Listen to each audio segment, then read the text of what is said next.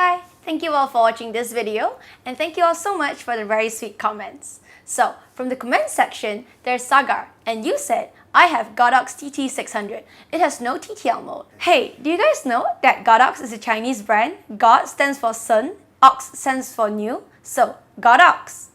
Alright, let's get back to the video. In today's video, Andrew and I are going to show you how to shoot with manual flash without TTL mode. Action!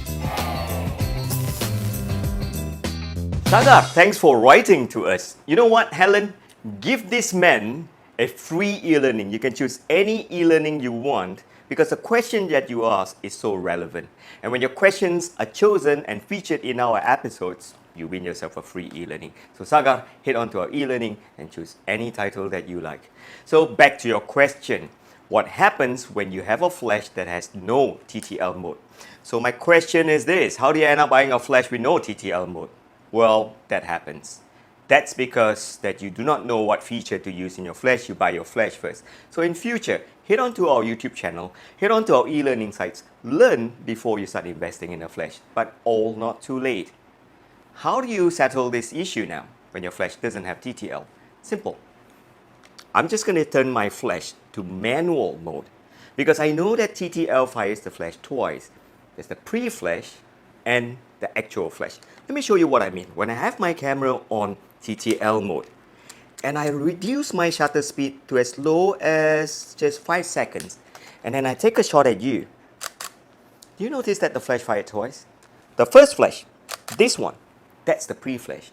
And here's what I found out. The pre-flash is typically shot at 1/8, which then allows the camera to evaluate what's the brightness or darkness of the scene. So with this knowledge, we're going to learn to hack the camera if you don't have TTL, which is to make sure that you turn your flash on your camera to manual mode like this. And there's a power value that you can adjust. Press on this and you can start changing the value of your flash. Set your flash now to 1/8 of a power. That's exactly 1/8 of a power, the same value that TTL uses on a pre-flash. Let's try this with Jasmine as a model now. At this point of the tutorial, I strongly encourage you to do two things. Number one, watch this episode in our YouTube channel. Everything at this point is the same. Your ISO, your f value, your shutter speed should meter to the background, making sure that it's not overexposed. Swivel your flash head to the back, use the location to light up your subject, and Jasmine is there now. So all we need to do is just focus. Effortless. No, before we end this lesson, sometimes you get a shot like this. Ouch! Overexposed. Simple, you can do two things. Drop your ISO, increase your f value, or just simply go onto your flash. Since it's manual power, press on the power selection button, drop this down to 1/16. Or finally, if you're all that lazy, just swivel your flash to somewhere else and take that shot. And sometimes you get it underexposed like this. Swivel it somewhere else, lower your f value, increase your ISO, or simply head onto your flash, and since it's manual power, increase the power to 1/4 of a power.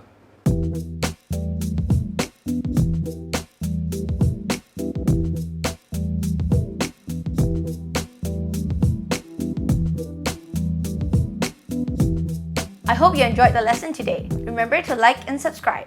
And also, check out our premium courses. Premium courses are subscription-based lessons with weekly updates. We cover a wide range of topics. And hey, the best part is we're having a promotion. Be sure to check out Beyond That Photos. See you soon!